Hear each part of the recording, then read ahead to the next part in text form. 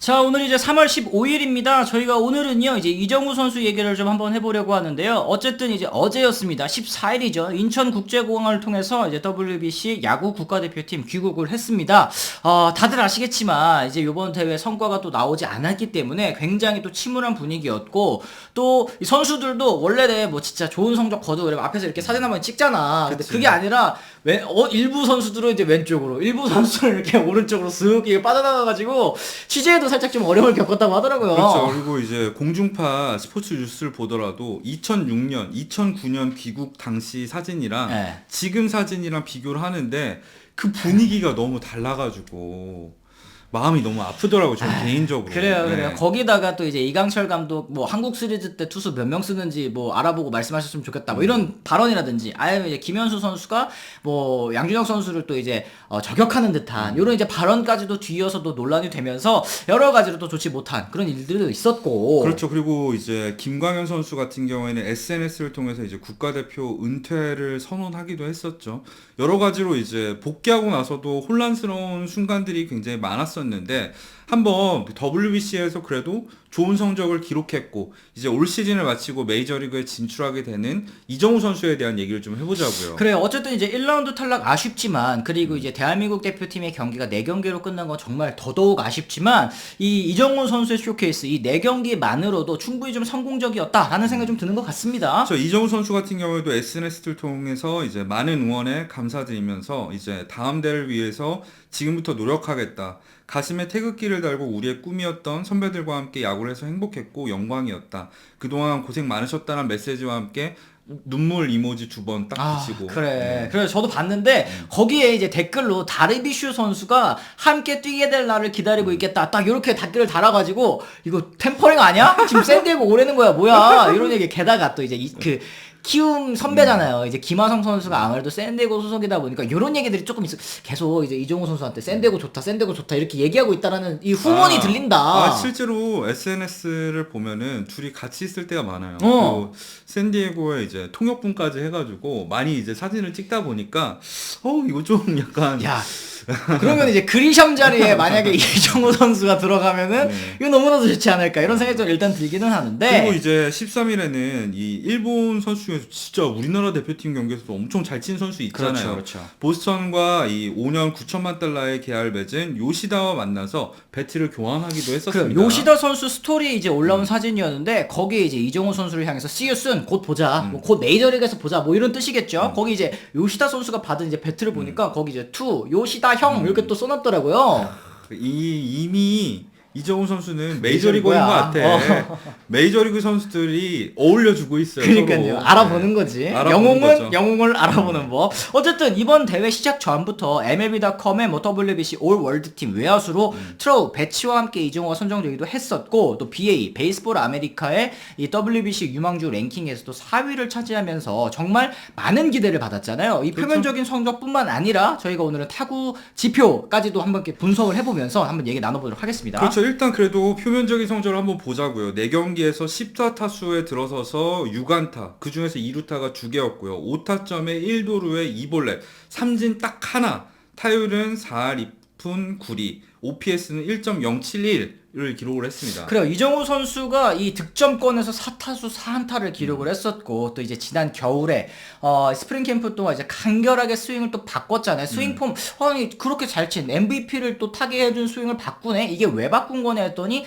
강속구 대처를 조금 더 원활하게 하기 위해서 손 위치를 살짝 내리고 이제 이 스윙 폼을 교정을 했었는데 그러다 보니까 이번 대회에서 삼진 딱 하나밖에 당하지 않았습니다. 그리고 이게 아무래도 메이저리그에서 주최를 하는 대회다 보니까 베이스볼 서번트에서 제공하는 스태캐스트 타구 지표 역시 이번 대회에서는 제공이 됐잖아요. 네. 이정우 선수가 총 13번의 인플레이 타구가 있었는데 평균 타구 속도가 92.1마일. 그러니까 메이저리그 평균이 보통 89마일에서 90마일 정도니까 평균 이상의 타구 속도를 꽤 괜찮은 속도를 기록했습니다. 그래요. 뭐 물론 스몰 샘플이잖아요. 13번의 인플레이로 뭐 무엇을 알 수 있겠냐마는 뭐 스몰 샘플이기도 하고 또 호주, 체코, 중국 이런 팀들 상대로 기록한 것도 포함이 됐지만 지난해 메이저리그 기준으로 봤을 때 평균 타구 속도 92.1마일이면 메이저리그 기준 상위 10%고 그렇죠. 이 브라이스 하퍼 선수의 평균 타구 속도가 92.1마일이기는 하더라고요. 그렇죠. 평균적인 발사각도도 보면 샘플이 너무 적기 때문에 높게 뜬 타구가 있을 때 발사각도가 높을 수 있고,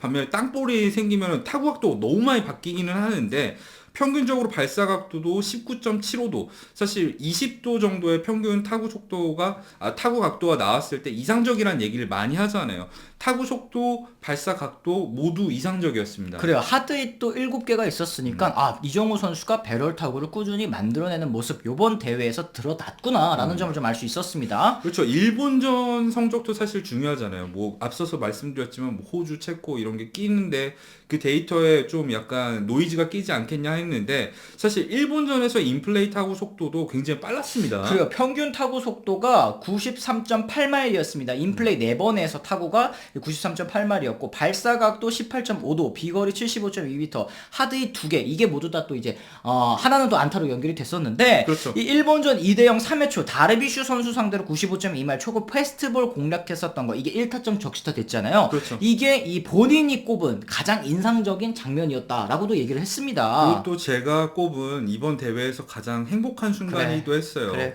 3대 0으로 앞서가는 이 마지막 이정우 선수의 적시타였는데 그 이후 결과는 말하지 않겠습니다. 그래, 이정우 선수도 일본과의 경기 때 헛스윙 없이 대처를 했었던 것이 수학이라고 생각을 한다. 지난 겨울에 빠른 공 치기 위해서 정말 많은 준비를 했었고 그걸 시험할 무대가 이번 WBC였는데 다르비슈 선수를 상대로 때려낸 안타도 그랬지만 첫 타석에서 우측 파울 타구가 더욱 기억에 남는다. 진짜 뭐 벼락같이 아우 너무 아깝다 이런 썼던 타구 있지 않습니까? 그렇죠. 그 타구도 이제 페스티벌 강속구를 상대로 또 만들어낸 타구이니만큼 이정우 선수가 강속구 대처에도 이제는 어느 정도 대응이 되는 선수구나라는 걸 좀 알 수 있었습니다. 그렇죠. 다르비슈의 95.2마일 이 패스볼을 공략했을 뿐만 아니라 또 이제 5회 얘기도 해봐야겠죠. 이 좌타자에게 까다로운 선수로 알려진 좌완 이마나가 쇼타 선수의 공도 94.9마일이었는데 이 패스볼을 받아쳐서 2루타를 때려냈단 말이죠. 그래요. 이게 뭐 이마나가 쇼타 선수 뭐 다들 보신 분들은 아시겠지만 이 공이 요 뒤에 머리 뒤에서 나오는 그치. 바람에 좌타자 입장에서는 정말 치기가 어려워 보인다. 그리고 실제로 이정우 선수 외에는 정말 공략 제대로 된 공략을 할 수 없었을 정도로 공이 좋았는데 그때 또 2루타 만들어냈었던 모습 다들 또 기억을 하실 것 같습니다. 그러니까 94.9마일, 뭐 95.2마일이 어느 정도 수치인지 말씀을 드리면 킬로미터로 환산했을 때는 152에서 153 정도 사이라고 할 수 있잖아요. 그러니까 우리나라에서 뿐만 아니라 이제 메이저리그 기준으로 했을 때도 꽤 빠른 공인데 이 공들을 공략을 했단 말이죠. 그래요. 뭐 이번 대회에서 아쉽게도 홈런은 기록을 하지 못했습니다만 어쨌든 라인 드라이브 히터로서의 잠재력을 증명했다. 그리고 이게 빅리그, 메이저리그로 가서도 이 정도는 그래도 이정우 선수가 대응하고 때려낼 수 있겠구나라는 것을 확인할 수 있었거든요. 그렇죠. 그랬을 때 이제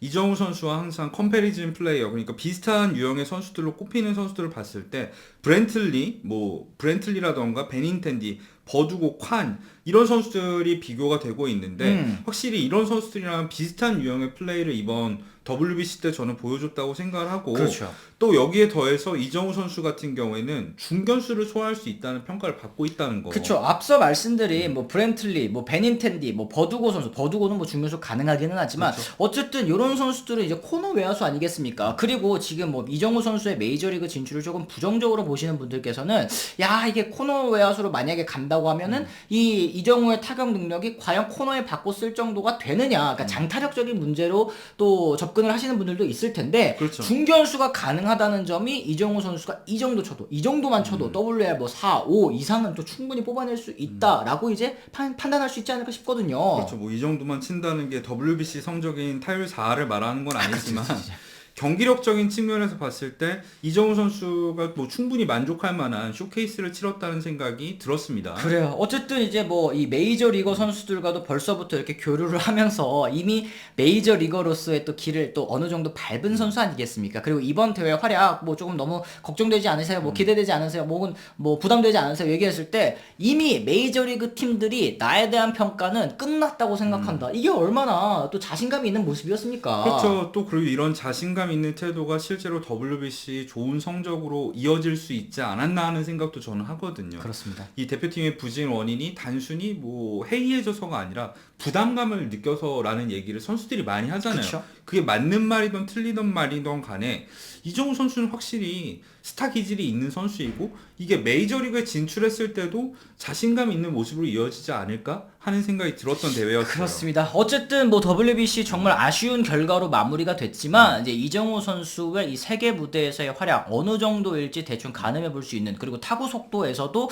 이제 이정우가 정말 빨랫줄 같은 타구를 만들어낼 수 있는 타자구나, 저런 빠른 공을 상대로도 이런 걸 확인할 수 있었던 대회니만큼 메이저리그 팀들도 이정우 선수의 이 활약을 좀 어느 정도 주목하지 않았을까라는 생각이 좀 들었습니다. 여러분들께서는 또 이정우 선수의 또 메이저리그 만약에 진출한다면 어느 정도의 활약을 또 보여줄 것 같으신지, 또 이번 WBC 대회를 보면서 어떤 점을 또 느끼셨는지 또 댓글로 남겨주시면 좋을 것 같고요. 저희는 내일 또 다른 이야기로 다시 돌아가겠다는 말씀 전해드리면서 오늘은 이만 물러가 보도록 하겠습니다. 지금까지 시청해주신 분들 모두 감사합니다. 고맙습니다.